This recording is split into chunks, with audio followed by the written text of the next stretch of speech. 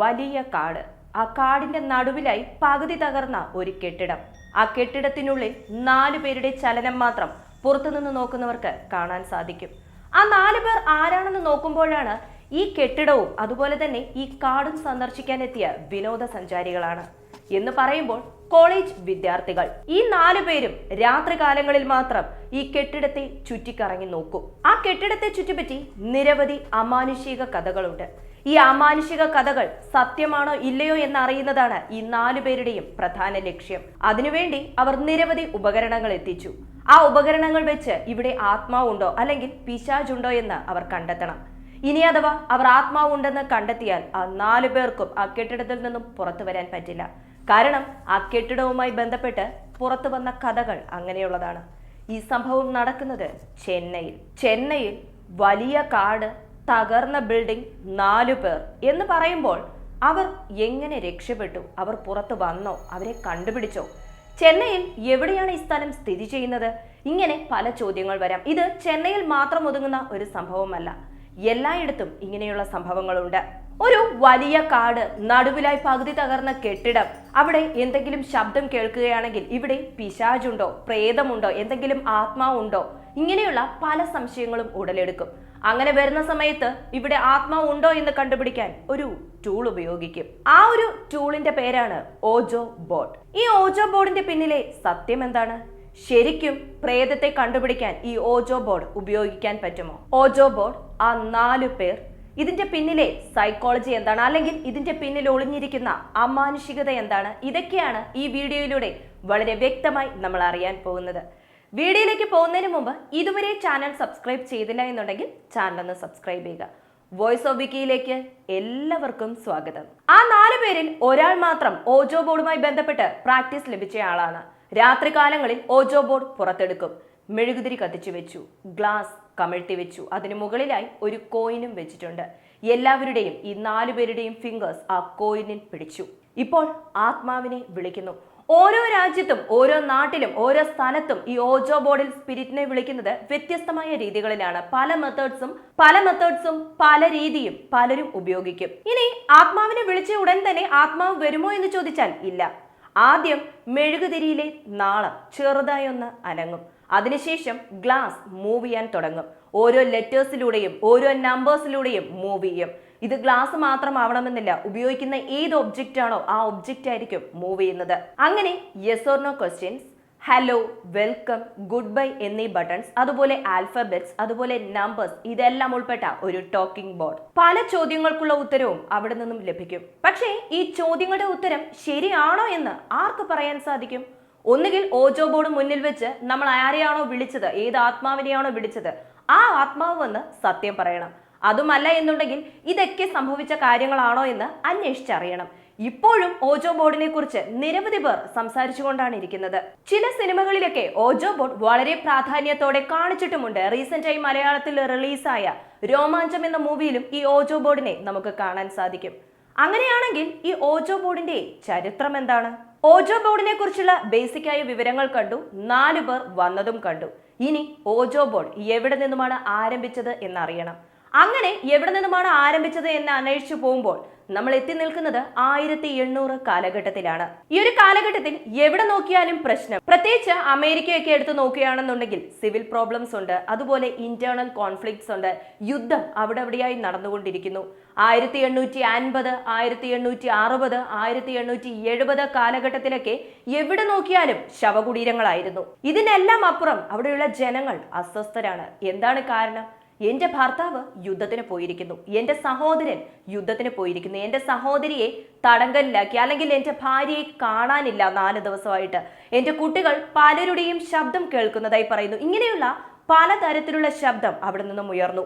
ഇവരുടെയൊക്കെ പ്രധാന പ്രശ്നം എന്താണെന്ന് ചോദിച്ചാൽ ഇവരുടെ വളരെ അടുത്ത ബന്ധു എവിടെ പോയി, എങ്ങനെ മരണപ്പെട്ടോ ഇല്ലയോ, അങ്ങനെ മരണപ്പെടുന്ന സമയത്ത് ഇവർക്ക് അവസാന ആഗ്രഹമായി എന്തെങ്കിലും ഉണ്ടായിരുന്നോ? ഇങ്ങനെയുള്ള പല ചോദ്യങ്ങളുള്ള നിരവധി കുടുംബങ്ങൾ അവിടെ ഉണ്ടായിരുന്നു. ഈ ഒരു സമയത്ത് ഞങ്ങൾ ആത്മാക്കളുമായി സംസാരിക്കും, ആശയവിനിമയം നടത്തുമെന്നും പറഞ്ഞ് മീഡിയേറ്ററായി ഒരു കൂട്ടം ജനങ്ങൾ വരുന്നു. നമ്മുടെ നാട്ടിൽ ഇപ്പോഴും അങ്ങനെയുള്ള കഥ പറയുന്ന നിരവധി മീഡിയേറ്റേഴ്സ് ഉണ്ട്, ഒരു ഗ്രൂപ്പ് തന്നെ ഉണ്ട് എന്ന് പറയാം. അതുപോലെ ആ ഗ്രൂപ്പുകൾ ഓരോ കുടുംബത്തിലും പോയി ചോദിക്കും, ഇവിടെ ആരെങ്കിലും മരണപ്പെട്ടിട്ടുണ്ടായിരുന്നോ എന്ന്. അപ്പോൾ തീർച്ചയായും അവരെന്തായിരിക്കും പറയുക? യെസ്, മരണപ്പെട്ടിട്ടുണ്ടായിരുന്നു. കാരണം യുദ്ധം തീവ്രമായി നടക്കുന്ന സമയമാണ്. ഒരു വീട്ടിലെ ഒരാളെങ്കിലും മരണപ്പെട്ടിട്ടുണ്ടായിരിക്കുന്ന ആ ഒരു കാലഘട്ടത്തിൽ ഇങ്ങനെ ഒരാൾ വന്ന് ചോദിക്കുന്ന സമയത്ത് അവർ അതെ എന്ന ഉത്തരം കൊടുക്കും. ആ സമയത്ത് അവർ പറയുന്നത് എന്താണെന്ന് വെച്ചാൽ, നിങ്ങളുടെ കുടുംബത്തിന് എന്തോ ഒരു പ്രശ്നമുണ്ട്, ഒരു ആപത്ത് വരാൻ പോകുന്നു എന്ന് പറയും. പിന്നീട് അവർ സങ്കല്പിച്ച് ഉണ്ടാക്കിയ കഥകൾ അവരുമായി ഷെയർ ചെയ്യും. മീഡിയേറ്ററായി വന്നവർ പറയുന്ന ആ കഥകളെല്ലാം കുടുംബക്കാർ അംഗീകരിക്കും. കാരണം അത് ശരിയാണോ തെറ്റാണോ എന്ന് പറഞ്ഞു കൊടുക്കാൻ മറ്റാരുമില്ലായിരുന്നു ആ സമയത്ത്. എന്റെ അടുത്ത് നിന്ന് മാത്രമേ സത്യങ്ങൾ അറിയാൻ പറ്റുകയുള്ളൂ, ഞാൻ ആത്മാവുമായി സംസാരിച്ചുകൊണ്ടാണ് ഇരിക്കുന്നത് എന്ന് പറയുമ്പോൾ കുടുംബാംഗങ്ങൾക്ക് വിശ്വസിക്കാനല്ലാതെ മറ്റൊരു മാർഗവുമില്ലായിരുന്നു. അങ്ങനെ അവർക്ക് ആവശ്യമുള്ള പണം വാങ്ങിച്ച് ഞങ്ങൾ ആത്മാവുമായി സംസാരിക്കാമെന്നും പറഞ്ഞ് അവർ ഓരോ കുടുംബത്തും കയറി ചെല്ലും. ഇങ്ങനെ ഈ മീഡിയേറ്റേഴ്സിന് എല്ലാ കുടുംബത്തിലേക്കും എത്താൻ പറ്റുന്നില്ല. അങ്ങനെ എല്ലാ കുടുംബാംഗങ്ങളുമായി ആശയവിനിമയം നടത്താൻ എന്തെങ്കിലും ഒരു മാർഗമുണ്ടോ എന്ന് അന്വേഷിച്ചുകൊണ്ടിരിക്കുന്ന സമയത്താണ് രണ്ടുപേർ ഒരു ഗെയിം കളിക്കുന്നത്. ആ ഒരു ഗെയിം എന്ന് പറയുന്നത് ഓജോ ബോർഡ് പോലെയുള്ള ഒരു പലക വെച്ച് മരക്കഷ്ണം വെച്ച് ഉണ്ടാക്കിയ ഒരു ബോർഡ് വെച്ച് കളിക്കുന്നു. അതിലും ആൽഫബറ്റ്സ് ഉണ്ട്, നമ്പേഴ്സ് ഉണ്ട്. അതായത് ഇപ്പോഴുള്ള ഓജോ ബോർഡുമായി സിമിലാരിറ്റീസ് ഉണ്ടെങ്കിലും വ്യത്യാസവും ഉണ്ടായിരുന്നു. ആ ഗെയിം കളിക്കുന്നത് ഒരു സ്ത്രീ ആയിരുന്നു, സ്ത്രീയുടെ ഒരു അടുത്ത ബന്ധവും ഉണ്ടായിരുന്നു. അങ്ങനെ രണ്ടുപേരും കൂടി ഗെയിം കളിക്കാൻ ആരംഭിക്കുന്നു. അങ്ങനെ ആരംഭിക്കുന്ന സമയത്ത് ആരെ മനസ്സിൽ വിചാരിക്കണം എന്നതായിരുന്നു ഒരു ചോദ്യം. അപ്പോൾ മരണപ്പെട്ടവരെ വിചാരിക്കാമെന്ന്, അങ്ങനെ മരണപ്പെട്ടവരെ വിളിച്ച് നമ്മൾ ചോദിക്കുന്ന ചോദ്യത്തിന് ഉത്തരം തരുന്നുണ്ടോ എന്ന് നോക്കാമെന്നും പറഞ്ഞ് ഗെയിം ആരംഭിക്കുന്നു. അതിനുശേഷം ആ ഒരു ബോർഡിന് ഒരു പേര് വെക്കണം. പേരെന്താണ് എന്ന് ചോദിക്കുമ്പോൾ ഓജോ എന്ന് പറയുന്നു. അതിനുശേഷം ഇതിന്റെ അർത്ഥം എന്താണെന്ന് അന്വേഷിക്കാം എന്നും പറഞ്ഞ് ഈ ഓജോ ബോർഡ്, അതായത് ഈ ടോക്കിംഗ് ബോർഡിനോട് തന്നെ ചോദിക്കുന്നു. അതിന്റെ അർത്ഥമായി കണ്ണുകളടച്ച് അവരുടെ ഫിംഗേഴ്സ് പോയത് ഗുഡ് ലക്ക് എന്ന വേർഡിലേക്കാണ്. അങ്ങനെ ഓജോ ബോർഡിന് ഓജോ ബോർഡ് തന്നെ പേരിട്ടു എന്ന് പറയാം. അതായത് ഓജോ എന്ന പേര്, ഗുഡ് ലക്ക് എന്ന അർത്ഥം വരുന്ന ഓജോ എന്ന പേര്. അന്നു മുതൽ ഇന്നുവരെ ആത്മാവുമായി സംസാരിക്കാൻ ഉപയോഗിക്കുന്ന ടൂൾ എന്നത് ഓജോ ബോർഡാണ്. ഒരു ഗ്ലാസ്, അതിനു മുകളിൽ ഒരു കോയിൻ, അതിനു മുകളിൽ ഫിംഗേഴ്സ്. സാധാരണ ഒരു ഓജോ ബോർഡ് നോക്കുകയാണെങ്കിൽ പ്ലാഞ്ചറ്റ് എന്ന ഒന്നുണ്ട്. ആ പ്ലാഞ്ചറ്റ് ആണ് സ്ലൈഡിംഗ് പോയിന്റർ. അതായത് നമ്മൾ ആത്മാവിനെ വിളിക്കുമ്പോൾ ഒരു പേര് പറയുമല്ലോ, അല്ലെങ്കിൽ ഒരു ചോദ്യം ചോദിക്കുമ്പോൾ ഉത്തരം പറയുമല്ലോ, ആ ഒരു ലെറ്റേഴ്സിലേക്കോ ആ ഒരു നമ്പേഴ്സിലേക്കോ പോകുന്നതിനെയാണ് ഈ സ്ലൈഡിംഗ് പോയിന്റർ എന്ന് പറയുന്നത്. ഈ ഒരു ബോർഡിന് ഓജോ ബോർഡ് എന്ന് പേരിട്ടത് ഹെലൻ പീറ്റേഴ്സ് നോസ്വർത്തി. കൂടാതെ ഇവർ മറ്റൊരു ബന്ധുവുമായി ഗെയിം കളിച്ചു എന്ന് പറഞ്ഞല്ലോ, ഇവരുടെ പേര് എലീജ ബോണ്ട്. ഈ രണ്ടുപേരാണ് ആദ്യമായി ഓജോ ബോർഡ് കളിക്കുന്നത്. സോ ഈ ഓജോ ബോർഡ് വെച്ച് ഞങ്ങൾക്ക് ആത്മാവുമായി സംസാരിക്കാൻ പറ്റുന്നു എന്ന് ഈ ഹെലൻ പീറ്റേഴ്സ് നോസ്വർത്തി എല്ലാവരോടും പറഞ്ഞ് വിശ്വസിപ്പിക്കുന്നു. അതിനുശേഷം രാത്രി കാലങ്ങളിൽ മാത്രമേ ഈ ഓജോ ബോർഡുമായി സംസാരിക്കാൻ പാടുള്ളൂ, അല്ലെങ്കിൽ കളിക്കാൻ പാടുള്ളൂ. ഇത് വേണമെങ്കിൽ നിങ്ങൾക്ക് വീട്ടിലും കൊണ്ടുപോകാം, പക്ഷേ ടേംസ് ആൻഡ് കണ്ടീഷൻസ് ഉണ്ട് എന്നും പറഞ്ഞ് അതിന്റെ ടേംസ് ആൻഡ് കണ്ടീഷൻസ് പറയാൻ ആരംഭിച്ചു. ഈ ഓജോ ബോർഡ് പവർഫുൾ ആണ്. ഈ ഒരു കോയിനിൽ തൊട്ട് കഴിഞ്ഞാൽ, അല്ലെങ്കിൽ ഓജോ ബോർഡിൽ തൊട്ട് കഴിഞ്ഞാൽ പിന്നീട് ആത്മാവുമായി സംസാരിച്ചേ പറ്റൂ. ആത്മാവിനെ ഡിസ്റ്റർബ് ചെയ്യാൻ പാടില്ല. ദേഷ്യം വരുന്നത് പോലെയുള്ള ചോദ്യങ്ങൾ ചോദിക്കാൻ പാടില്ല. ആത്മാവ് എപ്പോൾ വേണമെങ്കിലും ഗെയിമിൽ നിന്നും ക്വിറ്റ് ചെയ്യാം, പക്ഷേ നിങ്ങൾക്ക് അത് പറ്റില്ല. അങ്ങനെ പുറത്തു പോകണമെന്നുണ്ടെങ്കിൽ, ഗെയിം നിർത്തി പുറത്തു പോകണമെന്നുണ്ടെങ്കിൽ ആത്മാവുമായി സംസാരിച്ച് പെർമിഷൻ വാങ്ങിക്കണം. ഇനി അഥവാ എന്തെങ്കിലും ഭയത്താലോ മറ്റെന്തെങ്കിലും കാരണത്താലോ ആ ഒരു ഗെയിമിൽ നിന്നും പുറത്തു വരികയാണെന്നുണ്ടെങ്കിൽ ആത്മാവ്, നിങ്ങൾ വിളിച്ചു വരുത്തിയ ആത്മാവ് നിങ്ങളെ ചുറ്റിപ്പറ്റി തന്നെ എപ്പോഴും ഉണ്ടാകും. ഈ കണ്ടീഷൻസിനെല്ലാം ഓക്കെ ആണെങ്കിൽ ഈ ബോർഡ് വാങ്ങിക്കാം എന്ന് പറയുന്നുണ്ട്. ഈ സംഭവം നടക്കുന്നത് 1890 ബാൾട്ടിമോറിൽ വെച്ചാണ്. 1890കളിൽ തന്നെ ഓജോ ബോർഡിനായുള്ള പാറ്റന്റ് റൈറ്റ്സും ഹെലൻ പീറ്റേഴ്സ് നോസ്വർത്തി വാങ്ങുന്നു. സോ ഈ ഹെലൻ കണ്ടുപിടിച്ച ഈ ഒരു ഓജോ ബോർഡിനെ വിൽപ്പന നടത്തുന്നതിന് നിരവധി പേർ മത്സരിച്ചു. അങ്ങനെ ഹെലൻ വസിച്ചിരുന്ന ആ ഒരു സ്ഥലത്ത് വെച്ച് ഒരു ബിസിനസ് മീറ്റിംഗ് കൂട്ടി. അതിൽ നിരവധി പേർ പങ്കെടുത്തിട്ടുണ്ടായിരുന്നു. ഇതുമായി ബന്ധപ്പെട്ട് ഒരു കമ്പനി ആരംഭിച്ചാലോ എന്ന നിരവധി സജഷൻസും അവർക്ക് ലഭിച്ചു. $1.90 ആ ഒരു ഓജോ ബോർഡിന് വില നിർണയിച്ചു. നിരവധി പേർ ഭയത്തോടെ ഈ ബോർഡ് വാങ്ങിക്കൊണ്ടുപോയി. നിരവധി പേർ വളരെ വലിയ പ്രതീക്ഷയോടെ ഈ ബോർഡ് വാങ്ങിക്കൊണ്ടുപോയി. നമ്മുടെ ബന്ധുവുമായി സംസാരിക്കാം, മരണപ്പെട്ട ആളുമായി സംസാരിക്കാം എന്ന് പറഞ്ഞുള്ള വലിയ പ്രതീക്ഷയോടെ ഓരോരുത്തരും ഇത് വാങ്ങിക്കുന്ന സമയത്ത് ഈ ഒരു ഓജോ ബോർഡിന്റെ വിൽപ്പന വർദ്ധിച്ചുകൊണ്ടിരുന്നു. മാനുഫാക്ചറിംഗിനായി ഒരു കമ്പനി അല്ലെങ്കിൽ ഒരു ഫാക്ടറി തന്നെ ആരംഭിച്ചു. 3 വർഷത്തിനുള്ളിൽ തന്നെ 4, 5, 7 ബ്രാഞ്ചുകൾ ഉണ്ടാക്കേണ്ട സാഹചര്യത്തിലേക്ക് തള്ളിവിടപ്പെട്ടു. ഓജോ ബോർഡിന്റെ വിൽപ്പന അധികമായി. വിൽപ്പന കുറയാതിരിക്കാനും അവർ ശ്രദ്ധിച്ചു. അങ്ങനെ പലതരത്തിലുള്ള കഥകളും റിയൽ ഇൻസിഡൻസും ഭയങ്ങളും ഭയന്ന ഒരാൾ ഓടിപ്പോയി കാരണം ഓജോ ബോർഡ്, ഇങ്ങനെ പലതരത്തിലുള്ള കഥകൾ ലോകമെമ്പാടും സ്പ്രെഡാകാൻ ആരംഭിച്ചു. ഇന്റർനാഷണൽ ലെവലിൽ ഓജോ ബോർഡ് ഫേമസ് ആയി. നമ്മുടെ നാട്ടിലും ഓജോ ബോർഡ് ഉണ്ട്. പക്ഷെ ഓജോ ബോർഡിന്റെ ചരിത്രം നമുക്കറിയില്ലായിരുന്നു. ഇതിന് പിന്നിൽ മറ്റൊരു കാര്യം കൂടിയുണ്ട്. ഓജോ ബോർഡിന്റെ പിന്നിലെ science. Zombie brain. Zombie brain എന്ന് പറയുമ്പോൾ ഒരു എക്സാമ്പിൾ നോക്കാം. ഇപ്പോൾ ഒരാൾ നമ്മളെ അടിക്കാൻ വരുന്നു എന്ന് സങ്കല്പിക്കുക. ബാക്കിൽ നിന്നും ഒരാൾ നമ്മളെ അടിക്കുന്നു എന്ന് വിചാരിക്കുക. അങ്ങനെ അടിക്കാൻ വരുന്നു എന്ന് നമ്മുടെ ഉൾമനസ്സിൽ തോന്നുമ്പോൾ തന്നെ ചെറുതായി നമ്മുടെ ഭാഗത്തു നിന്നും ഒരു റിയാക്ഷൻ വരും. കോൺഷ്യസ് ആയിട്ടാണോ ഇതൊക്കെ ചെയ്യുന്നത് എന്ന് ചോദിച്ചാൽ തീർച്ചയായും കോൺഷ്യസ് ആയിട്ടാണ് ചെയ്യുന്നത്. എന്നാൽ അതിനുള്ളിൽ ഒരു അൺകോൺഷ്യസ് ഉണ്ട്. ഇതാണ് അവർ ഇതിൽ പറയുന്നത്. ഇനി ഈ സോംബി ബ്രെയിൻ എന്തൊക്കെ വിചാരിക്കും, എന്തൊക്കെ വിചാരിക്കില്ല എന്നതിനെ കുറിച്ചൊന്ന് നോക്കാം. ഉദാഹരണത്തിന് പെട്രോൾ എന്ന് എഴുതാൻ പോകുന്നു എന്ന് വിചാരിക്കുക. പി കഴിഞ്ഞ് ഈ എഴുതുമ്പോൾ തന്നെ നമ്മുടെ മനസ്സിലേക്ക് ഓടി വരും ഇനി പെട്രോൾ എന്നായിരിക്കും എഴുതാൻ പോകുന്നത് എന്ന്. ഇത് ഒരു എക്സാമ്പിൾ മാത്രമായിരിക്കും.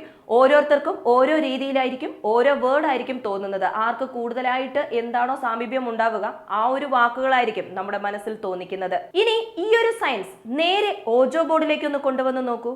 ഈ ഒരു ഓജോ ബോർഡ് ഇത്രയ്ക്കും പ്രശസ്തിയാകാനുള്ള പ്രധാന കാരണം കെന്നട്ട് നോവൽറ്റി എന്ന ഒരു കമ്പനിയാണ്. ഈ കമ്പനിയാണ് ബ്രഹ്മാണ്ഡമായി ഓജോ ബോർഡ് നിർമ്മിച്ച് പല രാജ്യങ്ങളിലേക്കും കയറ്റുമതി ചെയ്തത്. ഈ ഒരു കെന്നട്ട് നോവൽറ്റി എന്ന ഈ ഒരു കമ്പനി ആരംഭിച്ചതും ഇതേ ഹെലൻ പീറ്റേഴ്സ് നോവത്തിയാണ്. സോ ഈ ഒരു കമ്പനി ആരംഭിച്ച ഈ ഹെലൻ പീറ്റേഴ്സ് നോസ്വർത്തിക്കും ഇങ്ങനെയുള്ള സോംബി ബ്രെയിൻ ആണോ കാരണം ഈ പേരിടാൻ, ഓജോ ബോർഡിന് ഓജോ എന്ന് പേരിടാൻ സോംബി ബ്രെയിൻ ആണോ കാരണം എന്ന് ചോദിച്ചാൽ തീർച്ചയായും അതെ. സോ ഈ ഒരു ബോർഡിന് പേരിടാം. അങ്ങനെ കോയിന്റെ മുകളിലായി കൈവച്ച സമയത്ത്, വിരൽ വെച്ച സമയത്ത് ഓജോ എന്ന പേരിലേക്കാണ് പോയത്. അങ്ങനെ ഓജോ എന്ന പേരിട്ടു. പക്ഷേ ഞാൻ മുൻപ് പറഞ്ഞതുപോലെ ഓൾറെഡി ഇവരുടെ മനസ്സിൽ ഈ ഒരു പേര് വന്നിട്ടുണ്ടാകും. സബ് കോൺഷ്യസ് മൈൻഡിൽ ഇങ്ങനെ ഒരു പേര് വന്നിട്ടുണ്ടാകും. ശരിക്കും അവരുടെ മൈൻഡിൽ എക്ക് ശേഷം ബി ആണ് അല്ലെങ്കിൽ ഡിക്ക് ശേഷം ഇ ആണ് എന്ന രീതിയിൽ മൈൻഡിൽ ഉള്ളത് കൊണ്ടാണ് ഈ ഒരു പേര് എഴുതാൻ പോകുന്നു എന്ന് മനസ്സിൽ വിചാരിക്കുന്നത് കൊണ്ടാണ് ഓട്ടോമാറ്റിക്കായി ഇവരുടെ ഫിംഗേഴ്സ് ഓജോ എന്ന സ്പെല്ലിങ്ങിലേക്ക് പോയത്. ഇങ്ങനെ ഒരു ഊഹം വരുന്ന സമയത്ത് അതിന്റെ ചരിത്രത്തിലേക്ക് ഒന്ന് ചികഞ്ഞു നോക്കണം. അങ്ങനെ ഈ ബോർഡിന് പേര് വയ്ക്കുന്നതിന് മുമ്പായി അവരുടെ കഴുത്തിലെ ലോക്കറ്റിൽ കണ്ടു, മാലയിൽ കിടക്കുന്ന ലോക്കറ്റ് ഒന്ന് നോക്കി. ആ ഒരു ലോക്കറ്റിൽ ഉണ്ടായിരുന്നത് ഒരു സിംഗറാണ്. ആ സിംഗർ വലിയ നോവലിസ്റ്റ് ആണ്, പ്രശസ്തമായ ഒരു സിംഗറാണ്. എല്ലാവരും ആരാധനയോടെ നോക്കിക്കൊണ്ടിരുന്ന, ദൈവത്തെ പോലെ കരുതിയ ഒരു സിംഗർ. ഇപ്പോൾ നമ്മളും ആക്ടർ ആക്ട്രസ് ഒക്കെ കാണുന്ന സമയത്ത് ആരാധനയോടെ നോക്കാറുണ്ട്. അതുപോലെ ആരാധനയോടെ ഒരു കാലഘട്ടത്തിൽ നോക്കിയിരുന്ന ഒരു സിംഗർ. ആ സിംഗറിന്റെ പേര് മരിയ ലൂയിസ് റാമി. ഇത് ഒരു സൈഡിൽ ഉണ്ടായിരുന്ന പേര്. മറ്റൊരു കോണിൽ ഓയിഡ എന്നൊരു പേരുണ്ട്. എല്ലാവർക്കും നിക് നെയിംസ് ഉണ്ടാവുമല്ലോ. അതേപോലെ തന്നെ ഈ മരിയ ലൂയിസ് റാമിയുടെ നിക് നെയിമാണ് ഓയിഡ. ഈ ഓയിഡ എന്ന പേര് കണ്ടതിന് ശേഷമാണ് ഓജോ ബോർഡിന് പേരിടാൻ പോയത്. 4 പേർ കളിക്കുമ്പോൾ ഇവർ പറയുന്നത് എന്താണെന്ന് വെച്ചാൽ അൺകോൺഷ്യസ് ആയി നമ്മുടെ വിരൽ മൂവ് ചെയ്യും. അങ്ങനെ വിരൽ മൂവ് ചെയ്യുന്നത് നമ്മുടെ ആഗ്രഹത്തിനനുസരിച്ച് മൂവ് ചെയ്യുമെന്നും പറയുന്നുണ്ട്. അതുപോലെ തന്നെ നമ്മുടെ കണ്ണുകളും അങ്ങോട്ടേക്ക് തന്നെ പോകും എന്ന് പറയപ്പെടുന്നു. ഉദാഹരണത്തിന് മൈക്കിൾ ജാക്സന്റെ ആത്മാവിനെ കം കം എന്ന് വിളിക്കുക എന്ന് കരുതുക. ആ ഒരു സമയത്ത് മൈക്കിൾ ജാക്സന്റെ ആത്മാവാണോ വന്നത് എന്നറിയാനായി ഒരു ചോദ്യം ചോദിക്കണമല്ലോ.